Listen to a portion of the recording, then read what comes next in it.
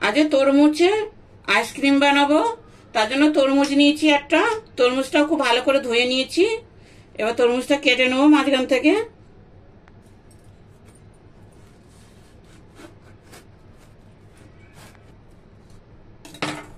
তরমুজটা কেটে নিয়েছি। এবার অর্ধেকটা তরমুজ নেব। এবার তরমুজের ভিতর থেকে লাল অংশটা বের করে নেব। এরকম বের করে নেব।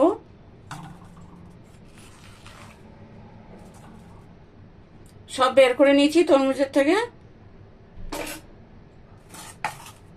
এবার এই তরমুজের থেকে যে দানাগুলো আছে দানাগুলো ছাড়িয়ে নেব, দানাগুলো ফেলে দেবো। তরমুজের সব দানাগুলো বের করে নিয়েছি। এবার একটা মিক্সি নিচ্ছি, মিক্সির মধ্যে সব তরমুজগুলো দিয়ে দেবো।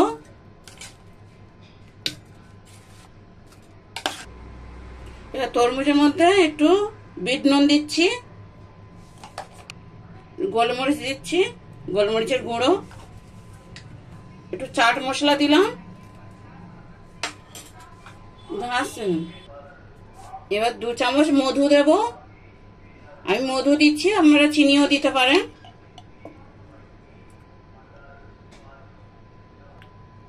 এবার এটা খুব ভালো করে পিষে নেব। তরমুজ জুসটা ভালো করে পিষে নিয়েছি, এতে জল দিইনি একদম। এবার এটাও খুব ভালো করে ছেঁকে নেব।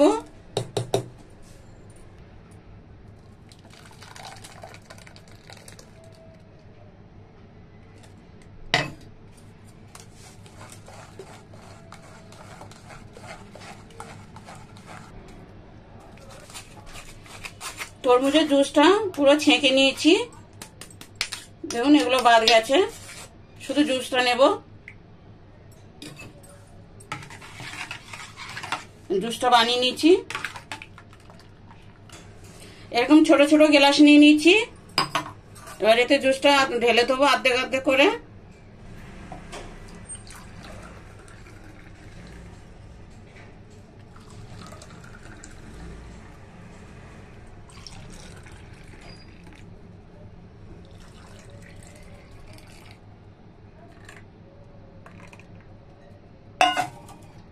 আমি জুসগুলো সব ঢেলে নিয়েছি গ্লাসে। আমি স্টিলের ছোট ছোট গ্লাস নিয়েছি, আপনারা চাইলে প্লাস্টিকের গ্লাসও নিতে পারেন। এবার সিলভার ফাইল দিয়ে মুখটা এরকম মুড়ে দেব।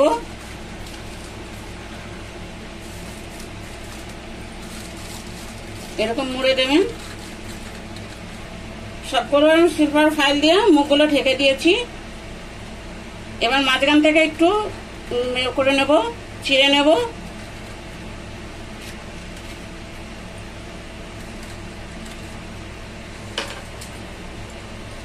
এবার এগুলো ঢুকিয়ে দেবো আইসক্রিমের ওগুলো।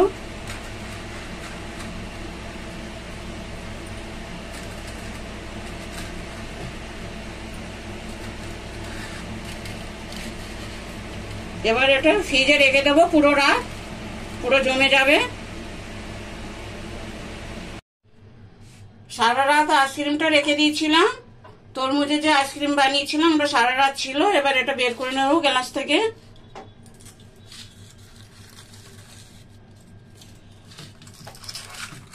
পেপার দিয়ে আটকিয়ে দিয়েছিলাম সিলভার ফাইল দিয়ে। এবার এগুলো বের করে নেব। দেখুন কি সুন্দর জমে গেছে। এবার একটা বের করে দেখাচ্ছি। একটা বাটিতে জল রেখে এটা রেখে দেবো 2 মিনিট, আপনার এটা বেরিয়ে যাবে।